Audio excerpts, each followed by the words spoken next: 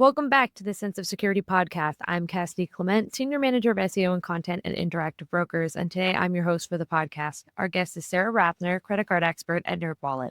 Managing debt payment while also looking for the best rates and time frame can be tough. In some circumstances, debt consolidation may be a helpful tool. In today's episode, we will explore debt consolidation and its associated details. Welcome to the program, Sara. Thank you for having me. Yeah, sure. So since it's your first episode, why don't you tell the listeners a little bit about your background in the industry? Sure, I have been writing for NerdWallet since 2018. And since that time, I've been covering things like credit cards, debt consolidation, and even things like travel rewards and other related topics. Great. So then you're the perfect person for this topic. So when we get into debt consolidation, that's something that I guess a lot of people are starting to look at these days with a volatile market and a little bit of uncertainty about how things are going with rates and such. So what exactly is debt consolidation and how is that combination or consolidation done? Essentially, it's when you have multiple debts that you're currently making payments on, and you take out a new loan, use that loan to pay off your debts, and then you begin making payments just on that new loan. So essentially, it's combining all of your debts into one monthly payment, one interest rate, one length of time. And it could be a lot easier to manage than having lots of debts at multiple interest rates that you're making payments on throughout the month. Yeah, so in my research, I had found out about a few different topics or debt types, let's say, that are covered by a debt consolidation as an action. There might be medical bills or student loans or auto loans. I know your area of expertise is credit card, but what types or common examples would you be able to give to our listeners of the items or types that would be consolidated for this type of action? Yeah, a really common example is using a personal loan to consolidate credit card debt. If you have debt on multiple credit cards, each one charging its own interest rate, and you are able to continue charging those credit cards while you're paying off debt. So you're essentially adding to the debt pile while trying to chip away at it. Taking out a personal loan is potentially a way to not only save on interest payments because they typically charge lower interest rates than credit cards, but it shifts your payments into one equal monthly payment for a set period of time. And for many people, that could be a lot easier to budget for. Yeah, with the different situations like you mentioned, or maybe a certain type of person at a certain time point in their life, what exactly would debt consolidation be considered the most applicable to, or does it matter upon the circumstance? There's some people that may initially start to do their research and go, wait a second, this all sounds well and good, but is it actually a good idea?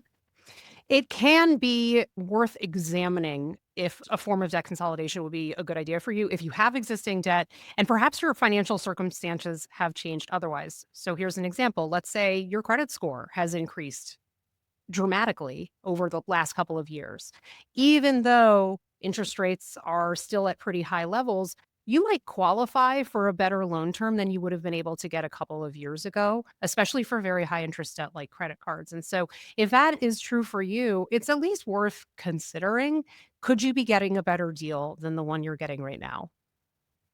Yeah, something that came up a lot, at least in my research, was the element of cash flow when you look at debt consolidation. So, may basically thinking to yourself, okay, based on my cash flow or my current income and how much is my fixed variable costs here, what can I consistently cover towards regular payments of that debt? So, what other elements are important to keep in mind with that, especially with like cash flow, or maybe if you're somebody who works freelance to a more steady type of income?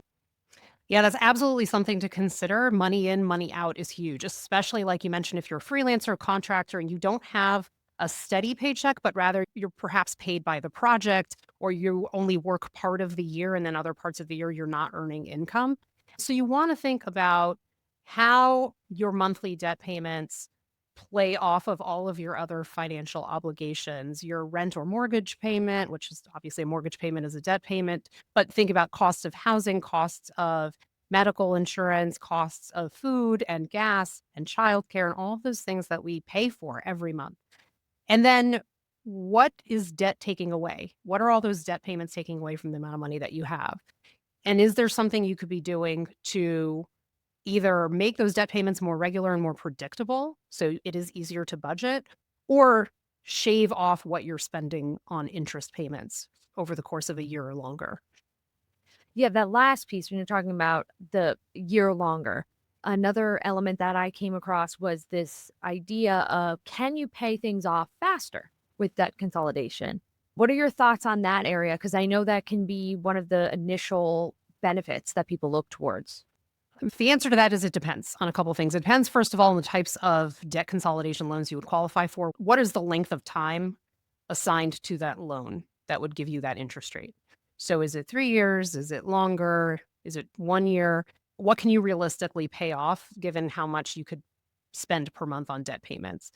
And so that's absolutely something to consider. Another thing to think about is, are you still getting into debt even though you've taken steps to try to get out of debt? Because the bills don't stop just because you're making debt payments. You still have to spend money on the things that you need. And so something that is hard for many people is taking those steps to get out of debt, whether it's debt consolidation or rethinking your budget so you could apply more money toward debt payments, but then still having those unexpected costs come in and just blow up all of your plans. To dive into that a little bit more, are there certain benefits or maybe risks that are associated to debt consolidation that people may not think of initially on the surface? The benefits, we've mentioned this a little bit, but I'll repeat them, of course, is if you can qualify for lower interest rate or a monthly payment that's doable for your budget. This is potentially a way to help you save on those interest payments while giving you a very defined period of time and a very defined goal, which could be very empowering for a lot of people. But of course, the risks are maybe you don't necessarily qualify for something that's better, or it could potentially be a situation where what's better is not actually, or what's available to you is not what's actually better. Another thing to think about, a lot of ways people consolidate, for example, credit card debt would be with a balance transfer credit card, which we could talk about in more detail if you'd like. But essentially, that gives you a set period of time with 0% interest. You can transfer debt onto that card, not pay interest payments for that period of time. The issue is if you still have credit card debt once that promotion ends, you're going to begin owing interest on any remaining balance. And so you do want to be mindful of the timing of products like these because they might not work as you intend them to if you continue to carry debt. Yeah, so from the perspective of the credit score, and I definitely want to go back to the credit card you mentioned, but from the element of your credit score, initially someone may think, wait a second, if I'm already struggling with this debt, would I really want to incorporate more debt because I don't want it affecting my credit score? How exactly does that all weave together? Obviously, anytime you apply for a new loan or a new credit card, there is a temporary ding to your credit score, usually a couple points. It's not permanent. And sometimes we've talked on my team about quote unquote spending your credit score at times when needed. There are times where it makes sense to apply for that loan or apply for that credit card. And so it's worth it to spend the points, quote unquote. But yeah, you do just want to be mindful of what am I going to be able to qualify for now at my current credit score? Would it be a better move for me to focus for the next couple of months on improving my credit score? So perhaps down the road, I can qualify for something even better, maybe an even lower interest rate, for example. So it's really what is the best thing to focus on right now that can help propel you towards your goals in the longer term? And there may be some elements of fees, I guess we can call them, in a very like ambiguous way. Fees, sometimes people think, oh no, like the big bad word. But there may be different types of like opening fees, origination fees, or maybe balance transfer fees. So when you were talking about, I think it was a balance transfer credit card, how does all of that come together for an element of debt consolidation? Yeah, so balance transfer card oftentimes charges what's called a balance transfer fee, very appropriate name. And typically those are 3 to 5% of the transfer balance. So if you are transferring a large balance, you want to be mindful of that because that's absolutely something to budget for. And it's annoying to pay a fee, of course. Nobody likes to pay extra money for things, especially when you're already in debt. But if you could save enough on interest to more than offset that fee, then in the end, you would be coming out on top. So there are absolutely circumstances where paying the fee would be temporary and immediate annoyance, but ultimately worth it. So we're talking about mainly debt consolidation here today, and we obviously highlighted the benefits, risks, or maybe applicability depending on your situation. But sometimes it may not fit everybody's. And I know this is everybody's situation. I know that we're focusing on debt consolidation, but are there similar alternatives to help with debt management, I know some people say there are different types of consolidation alternative or anything other than the balance transfer that you want to hit on. Yeah, so obviously your options are different depending on the type of loan or the type of debt you're considering doing some sort of consolidation for. Student loans, for example, are their own animal because you have federal student loans and also private student loans. You can consolidate loans with the federal government. You can refinance to a private loan, but you would give up some of the benefits that federal loans offer. So obviously that is something where you absolutely want to really examine all of your options and understand any potential drawbacks to different paths that you would choose.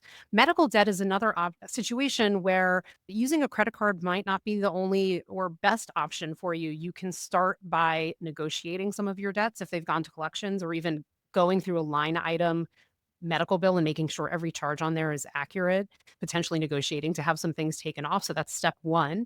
Step two is seeing what sorts of payment plans your healthcare provider offers. That might be a better bet for you than putting the cost on a credit card. And then another thing you could do is similar to balance transfer cards, there are credit cards that offer 0% interest for new purchases for a set period of time. Often you see 12 months or longer. So if you have a medical procedure coming up that you can plan for, obviously some of them are emergencies, but if there's something that you have scheduled in the future, you could apply for one of these credit cards that has 0% interest for a long period of time and use that credit card to make the payment for your hospital bills, your medical bills, and then make payments over time at no interest. If you don't have medical debt yet, that is an option. If you currently have medical debt, you can look to balance transfer cards or personal loans for debt consolidation in that case. If you're someone who, let's say, was starting out in your credit journey, let's say Mhm. somebody just out of school, and you had mentioned that student loans may be a big portion of this. Are there certain things to keep in mind if you're more starting out your credit journey or your financial goals? Make your debt payments on time every month, always, even if it's just the minimum.